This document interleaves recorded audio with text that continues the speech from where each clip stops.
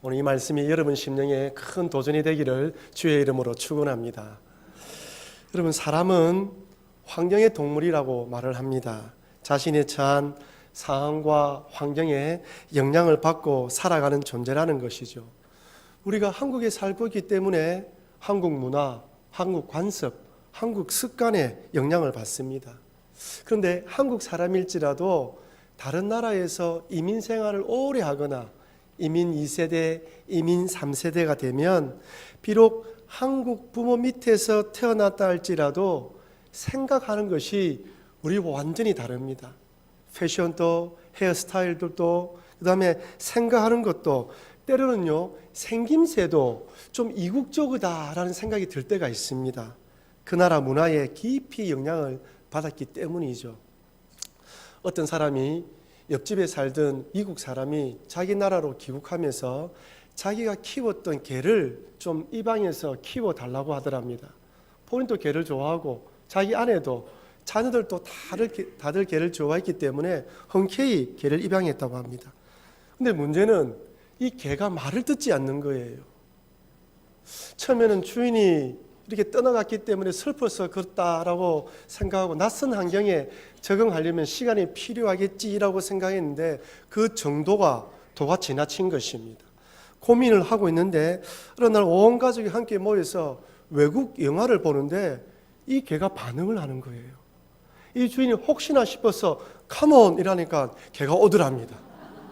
미국 사람 밑에 있기 때문에 영어로 알아들었던 것이죠. 개도 미국 사람 함께 살면 영어로 알아듣게 되는 것입니다. 캐나다는 2005년도에 동성 결혼이 합법화되었습니다. 유치원과 학교에서 동성애를 잘못되었다 가르치지 않고 심지어 동성 간의 사랑을 동화책으로 가르칩니다. 한 동영상을 보니까 캐나다 유치원에서 동성 간의 사랑에 관한 동화책을 읽고 듣고 자란 아이들에게 여자가 여자에게, 남자가 남자에게 청혼하는 동영상 장면을 보여주니까 아이들이 야 멋있다, 야 아름답다 이런 반응을 보이더랍니다. 반대로 기독교 유치원에서 교육받고 있는 아이들에게 동일한 동영상을 보여주니까 아이들 대부분이 이상하다는 표정을 짓더라는 것이죠. 왜 남자가 남자에게, 왜 여자가 여자에게 이 프로포즈 하냐는 것이죠. 그만큼 사람이란 자신이 속한 사회의 문화, 교육, 정치에 깊이 영향을 받고 있습니다. 그렇다면 우리 그리스도인들은 어떨까요? 시대적 상황과 환경에서 전혀 영향을 받지 않습니까? 여러분들은 예외입니까? 아닙니다. 그리스도인들도 예수님을 구주로 믿지만 이 땅에 발을 딛고 살아가기 때문에 이 세상의 가치가 무엇입니까? 돈, 물질, 성공, 출세, 자기중심적이며 쾌락과 재미를 추구하는 이런 가치에 영향을 받지 않을 수가 없습니다. 한번 따라할까요? 믿음을 가지는 것도 중요하지만 믿음을 지키는 것은 더 중요하다. 맞는 말이지 않습니까? 사실 예수님을 믿는 것도 힘들지만 그 믿음을 지켜서 끝까지 내 생명이 끝날 때까지 잘 지켜가는 것도 결코 쉽지가 않습니다. 오늘 본문에 언급되고 있는 그레데 섬에서 신앙생활하고 있는 그리스도인들도 마찬가지입니다. 여기 그레데 섬은 그리스도의 남동 지중해에 위치해 있으며 현재 칸디아라는 이름으로 불리고 있다 합니다. 섬의 크기는 동서가 260km이고 남북이 20에서 60km 정도 되는 섬인데 좀 큰 섬이죠. 이 그림을 보시면 딱 중앙에 그레데 섬이라는 것이 보이죠. 여기는 산도 있고요, 골짜기도 비옥해서 그 당시 100개의 성읍이 있었다고 합니다.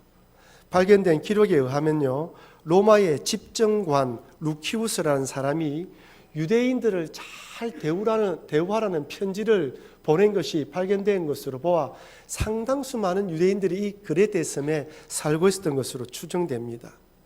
로마의 감옥에서 투옥 중이었던 바울이 풀려나서 이 그레데 섬에 복음을 전한 것으로 알려져 있고요, 바울이 복음을 전하고 난 뒤에 다른 도시에 복음을 전하기 위해서 떠나면서 디도를 목회자로 파송하여서 교회 일을 정리하고 장로를 세우도록 당부합니다.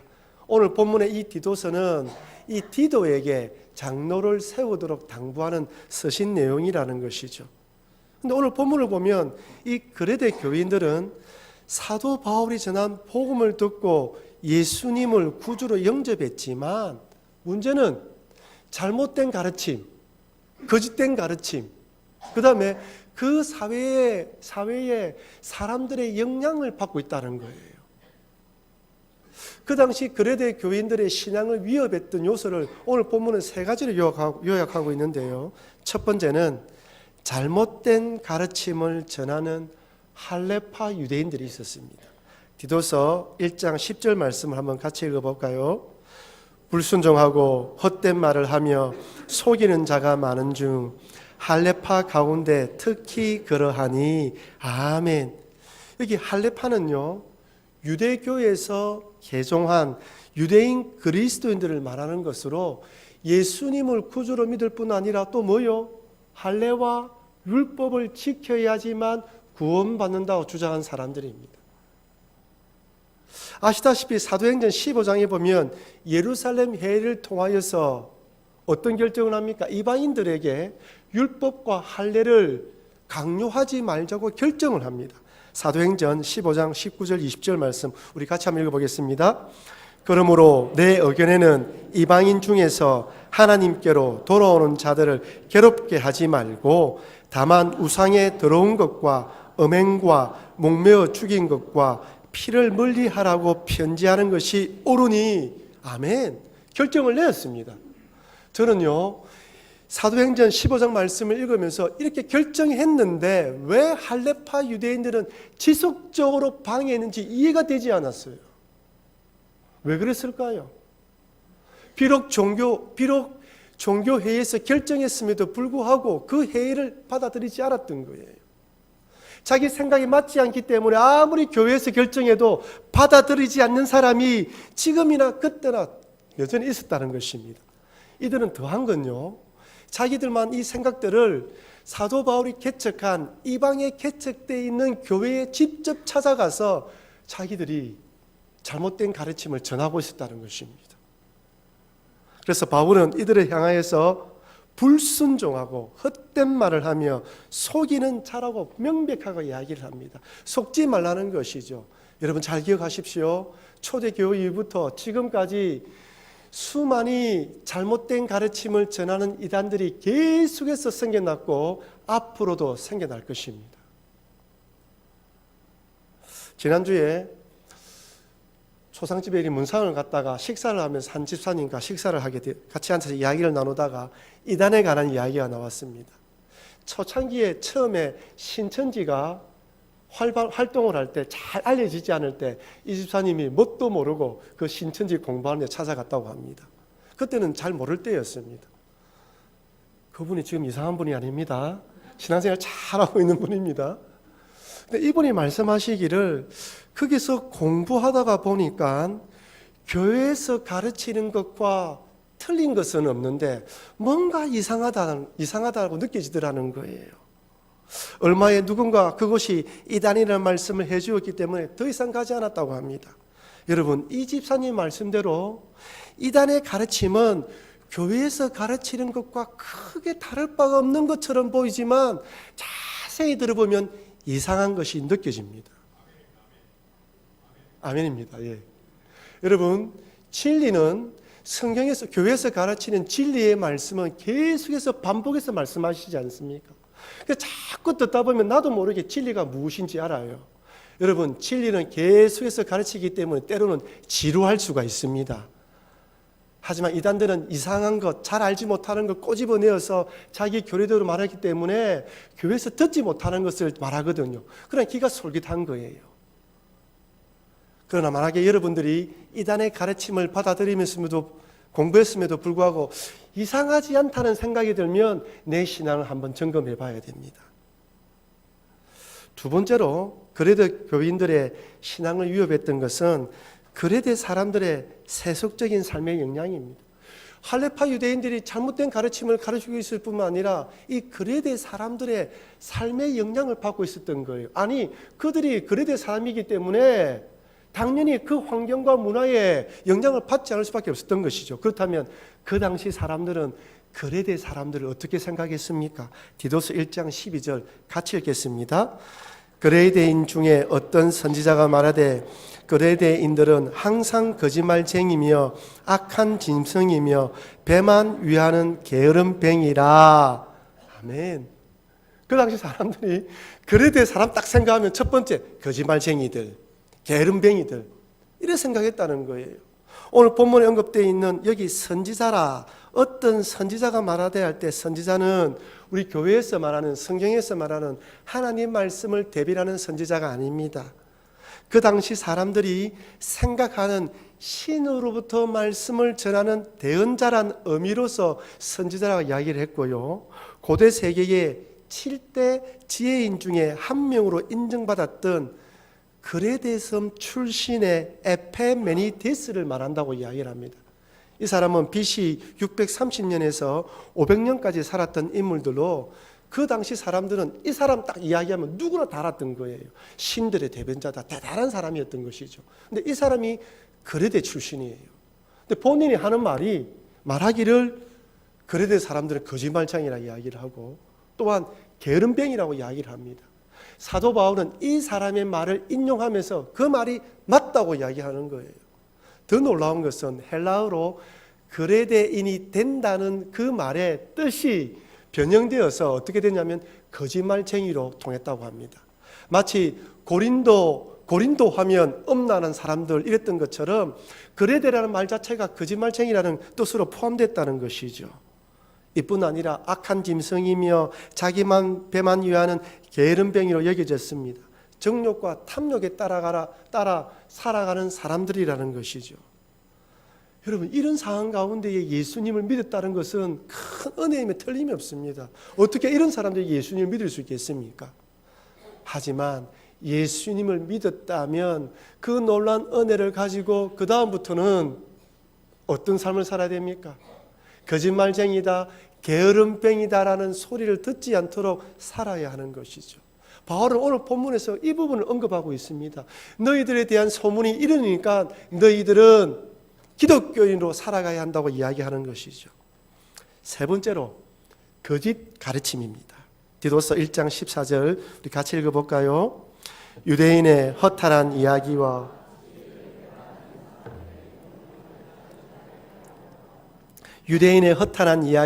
진리를 배반하는 사람들의 명령을 따르지 않게 하려 함이라.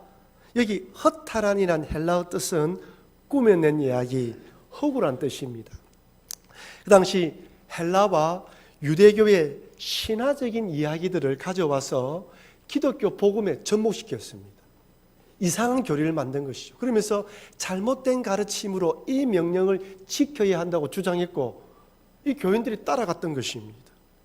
저는 오늘 14절 9절을 읽으면서 이단들의 가르침, 이단들의 얼토당토하지 않는 가르침들이 떠올랐어요. 이번에 언론의 주목을 받았던 교회가 하나 있죠. 만민중앙교회 이재룡 목사입니다. 여러분, 만민중앙교회는 우리 건전한 교회가 아니라 이단입니다. 대표적인 이단입니다. 이 사람은요, 자신을 신격화시켰고 심지어 자기의 고향에서 떠온 물을 자신이 안수하여서 변하여 능력이 있기 때문에 이 물을 받아 마시면 성령 충만한다고 가르쳤어요. 그러자 사람들이 예배 마치고 난 뒤에 식당에 내려가서 그 물탱크에 물을 받으려고 줄을 섰다고 합니다. 여러분, 내가 바른 신앙 안에서 바른 믿음을 가지지 않으면요, 맹목적으로 믿으면요, 엉뚱한 신앙으로 달려갈 수 있다는 거예요. 잘못된 가르침, 거짓 가르침에 얼마든지 속일 수 있다는 것이죠. 지금 그레데 섬에 살고 있는 성도들은 이 세 가지 신앙의 위협 가운데 살아가고 있었습니다. 그래서 이 신앙을 지키기 위해서 사도 바울은 그레데 교인들을 그 섬에서 목회하고 있는 디도에게 오늘 본문의 편지를 보내면서 뭘 하라고요? 장로님을 세우라고 이야기를 합니다. 그런데 오늘 본문에 보십시오.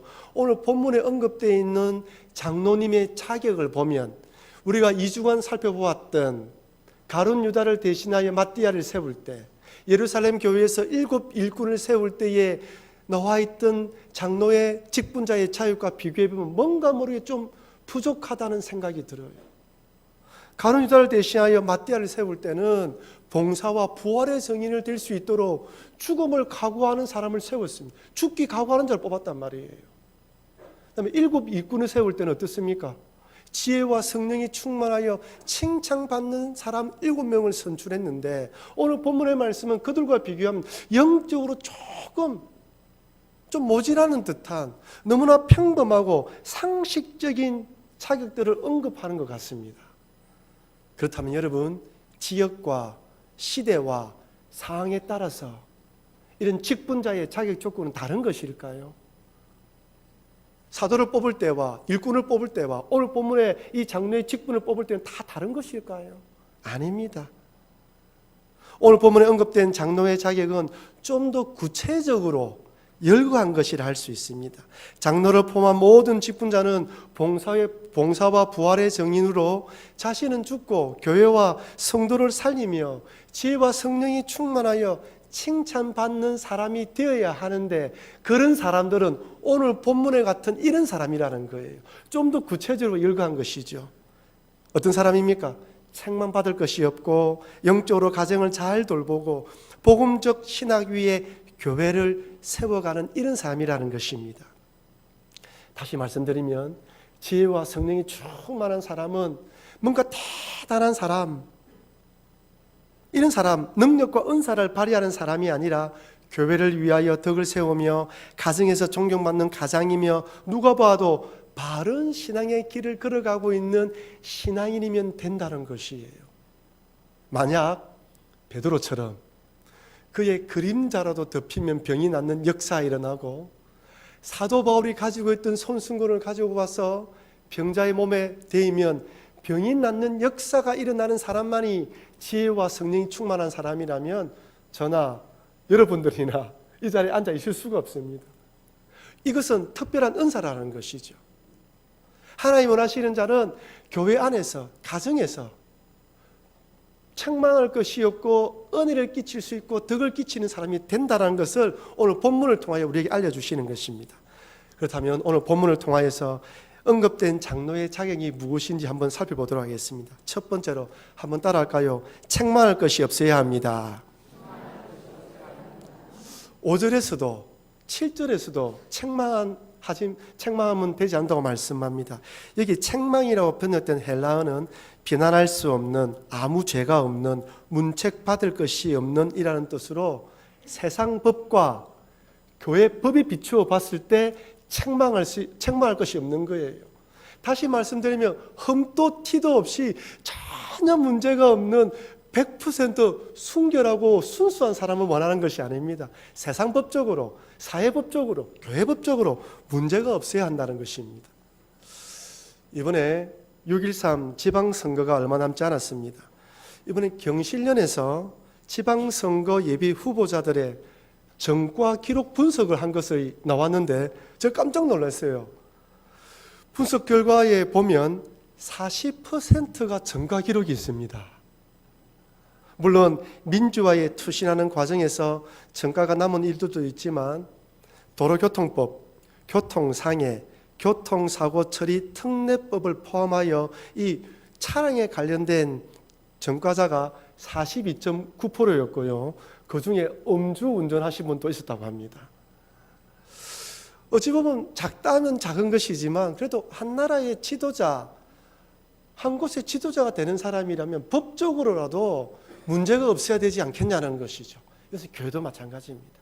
교회의 직분자가 되려고 하는 사람은 세상 법적으로, 교회 법적으로도 하자가 없어야 된다는 것이죠. 그래서 우리 교단 헌법 장로의 자격 부분에 보면 첫 번째 항목이 이렇습니다. 40세 이상 65세 이하의 남자 세례 교인으로 무음하게 7년을 경관, 무음해야 된다는, 흠이 없어야 된다는 거예요. 법적으로 문제가 없어야 된다는 것입니다. 네 번째는 공적, 사적 생활에 부끄러울 것이 없는 자입니다. 흠이 없어야 된다는 것이죠. 두 번째로 영적으로 가정을 잘 돌보는 사람이 되어야 합니다. 디도서 1장 6절 말씀 같이 읽어볼까요? 책망할 것이 없고 한 아내의 남편이며 방탕하다는 비난을 받거나 불순종하는 일이 없는 믿는 자녀를 둔 자라야 할지라. 아멘. 가정적으로 문제가 없어야 하는데 한 아내의 남편이며 방탕하다는 비난을 받지 말아야 합니다. 여러분, 오늘 본문의 이 구절을 가지고요, 그러면 그 방탕함의 기준을 어떻게 정하고, 여기 보면 불순종하는 일이 없는 믿음의 자녀라고 했을 때 이 기준을 어디에 두어야 되냐, 이렇게 따지면 사람을 고를 수가 없습니다. 그럼 그 자녀는 매 공중 예배 다 빠져야 되고 새벽기도 다 참석해야 되고 그 아이가 이런 사람이 되어야 된다 이러면 어느 누가 될 수 있겠습니까? 그래서 이 부분을 세세한 부분이 아니라 어떻게 해요? 가정을 믿음 안에 키우려고 믿음 안에 기도하며 나아가는 자야 된다는 것이지요. 한 가정의 아버지로서 또한 남편으로서 그 자리를 잘 지키는 사람. 여러분, 왜 이 구절이, 이 구분이 나왔을까요? 로마 시대를 한번 생각해 보십시오. 기록에 의하면요, 로마 시대는 성병에 많이 걸렸다고 합니다. 성적으로 문란한 곳이에요. 한 남자의 아내로서, 한 여자의 남편으로서 그 자리를 지키기보다 자기 정욕에 이끌리는 대로 살아가는 시대가 그 시대였습니다. 그래서 교회 직분자를 세울 때는 그런 사람 되면 안 된다. 오직 한 아내의 남편으로 그 자리를 지키는 사람, 이 사람이 되어야 한다는 기준을 세운 것입니다. 여러분, 이것은 로마 시대만 그런 것이 아닙니다. 오늘날의 시대는 어떻습니까? 지금 또 성적 쾌락을 찾아 한 아내의 남편, 한 남편의 아내 되기를 거부하는 사람들이 얼마나 많이 있습니까? 불륜을 사랑으로 포장하고 결혼했음에도 다른 이성을 만나는 것을 전혀 부끄럽지 않는 세상이 되어버린 것 같습니다. 하지만 교회의 직분자는 한 아내의 남편으로서 그 자리를 지키며 자녀를 믿음으로 양육해야 합니다. 아멘입니까? 제가 이민교회에서 사역을 하다 보니까요, 다 그런 것은 아니지만 우리 한국 교회에서 사역할 때보다 이 불륜의 길이 좀 많이 일어납니다. 그래서 제가 성경 공부할 때마다 그 부분을 거듭 강조하니까 한 집사님께서 목사님 무슨 원한이진 일이 있습니까? 물어볼 정도였습니다. 한 대형교회 목사님께서 설교 시간에 한 여인에게 받은 편지를 소개했습니다. 서울 시내 모교회 장로인 그녀의 남편이 그녀가 오랜 암투병 중 이혼을 요구하며 집을 나가 다른 여자와 살면서 지금은 그 목사님께서 시무하시는 교회에서 행복하게 신앙생활을 하고 있다는 내용이었습니다. 그분이 장로로서 직분을 받을 때에는 신실했는지 모르지만 장로로서 지켜야 할 자리를 지키지 못함으로 공개적으로 망신을 당한 것입니다. 이것은 비단 교회의 직분자뿐만 아니라 목회자도 마찬가지이죠. 가정에서 남편으로 자녀들에게 아버지로서 그 자리를 지키지 못하면 교회에서는 그 어떤 직분도 감당할 수가 없습니다. 그래서 교단 헌법에서는 장로의 자격 5번째 항목을 이렇게 말합니다. 자기 집을 잘 다스리는 자, 믿음 안에서 양육하려고 하는 자, 믿음 안에서 나아가려고 하는 자라는 것입니다. 여러분, 이것은 모든 직분자에 해당하는 것입니다. 남자든 여자든 우리 모든 성도님들 가정을 잘 다스리시는 여러분과 제가 되길 바랍니다. 세 번째로 자기 관리를 잘하는 사람이어야 합니다. 한번 따라합시다. 자기 관리를 잘합시다. 디도서 1장 7절 8절 말씀 같이 읽어볼까요? 감독은 하나님의 청지기로서 책망할 것이 없고 제 고집대로 하지 아니하며 급히 분내지 아니하며 술을 즐기지 아니하며 구타하지 아니하며 더러운 이득을 탐하지 아니하며 오직 나그네를 대접하며 선행을 좋아하며 신중하며 어려우며 거룩하며 절제하며. 아멘. 여러분, 5절에서는 장로라고 되어 있고 우리 7절에서는 감독이라 되어 있죠. 목사님, 장로와 감독이 다른 것입니까? 그 당시에는 또 감독이라는 직분이 있었습니까? 아닙니다. 마치 장로와 감독이 다른 것처럼 생각되지만 장로는 직분을 언급하는 것이고요, 감독은 장로의 역할을 말합니다. 장로는 감독하는 역할을 하고 섬기면서 돌보고 보살피는 이런 감독자, 목양의 일을 하는 자라는 뜻입니다. 여러분 그 당시에는 목회자와 이 장로의 역할이 정확히 구분되어 있지 않았지 않습니까? 그래서 그 일까지 감당하는 자로서의 이 말을 하는 거예요. 장로가 되기 위해서는 하지 말할 것과 갖춰야 할 덕목을 오늘 본문에서 이야기를 하고 있습니다. 하지 말아야 할 것 중에서 고집대로 하지 않고 급히 분내지 말아야 한다고 말합니다. 여러분 주변 사람들 가운데에 분을 잘 내는 사람들이 있죠. 화를 잘 내는 사람들의 특징이 무엇입니까? 제가 다 그런 것은 아니지만 자세히 이렇게 만나보니까요, 대부분 자기 고집, 자기 주장이 강한 사람들입니다. 내 주장과 내 고집이 강하니까 내 뜻대로 되지 않으니까 분을 내고 화를 내는 것입니다. 그러니 제 고집대로 하지 않는다는 말은 다른 사람들의 의견을 잘 수용할 수 있어야 된다는 것이죠. 그리고 구타하지 말아야 한다고 이야기를 합니다. 좀 생소하죠. 왜 구타란 말이 들어갔을까? 로마 시대를 생각해 보십시오. 로마 시대에는 노예가 있었습니다. 가부장적인 사회 구조 속에서도 남자들은 때로는 아내와 자녀들을 매질하기도 했어요. 교회에서는 그런 자가 직분을 맡으면 되지 않는다고 이야기를 합니다. 지금은 아마 우리 교인들 가운데에 가정에 매를 맞고 이런 분은 없죠. 옛날에 안 그랬습니까? 그런 자가 되면 안 된다는 것입니다. 그 다음에 자신의 사리사욕을 위해 사람과 교회를 이용하는 사람은 안 됩니다. 교회 안에 이권이 개입되면 그때부터 성도 간의 참된 교제는 깨어집니다. 그래서 교회 안에서 돈거래하지 마라. 돈을 빌려주면 떼인다 생각하고 그냥 거저 주라 이야기하는 게 여기에 있습니다. 교회 안에서 상거래하지 마라. 내 물건을 팔기 위해서 도움을 요청하지 마라. 왜 그렇습니까? 한두 번은 괜찮지만은 다른 사람들에게 마음에 부담을 줄 수 있기 때문에 그런 이권에 관련된 것은 하지 마라고 당부하는 것입니다. 그 다음으로 장로에게 당연히 갖춰야 할 덕목은 이렇습니다. 오직 나그네를 대접하며 선행을 좋아하며 신중하며 어려우며 거룩하며 절제하며 대접, 선행, 신중함, 어려움, 거룩, 절제. 이것은 장로님뿐 아니라 모든 성도들이 다 갖추어야 하는 덕목입니다. 예수 그리스도를 구주로 영접했다면 이런 믿음으로 이런 마음으로 교회를 섬기며 달려가야 하는 것이죠. 그래서 장로의 자격에 관한 총회 헌법의 6번째 조항이 이렇습니다. 성품이 원만하며 덕망이 있는 자입니다. 마지막으로 오늘 본문에서 장로의 자격에 대해서 언급하면서 복음적 신앙으로 무장하여 잘 가르치는 자가 되어야 한다고 말합니다. 디도서 1장 9절 말씀 우리 소리내서 한번 읽어보겠습니다. 믿분 말씀의 가르침을 그대로 지켜야 하리니 이는 능히 바른 교훈으로 건면하고 거슬러 말하는 자들을 책망하게 하려 함이라. 아멘. 믿분 말씀의 가르침. 제가 말씀드린 대로 그 당시 장로님들은 말씀을 가르쳐야 했습니다.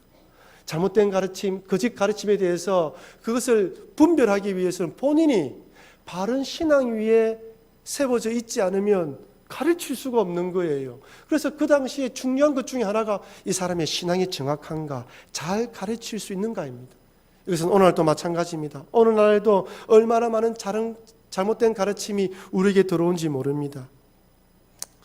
지금은 우리 모든 직분자들이 대부분 이런 신앙에 대한 성장이 많이 되었지만 옛날에 한번 비교해 보십시오. 옛날에는 그렇지 않았습니다. 그래서 성교회로 구역으로 모일 때 가끔씩 들려오는 소식들이 목사님 우리 구역장이 이상한 걸 가르쳐요.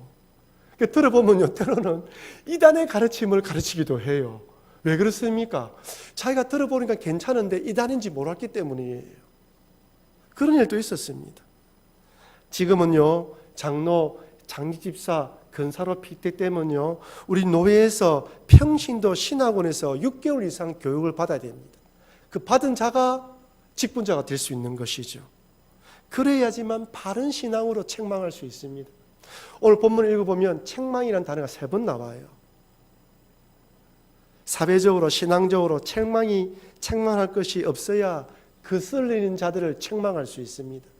내가 신학적으로 책망받을 것이 없어야 잘못된 가르침으로 가르치는 자들을 야단치면서 쫓아낼 수 있는 것이죠.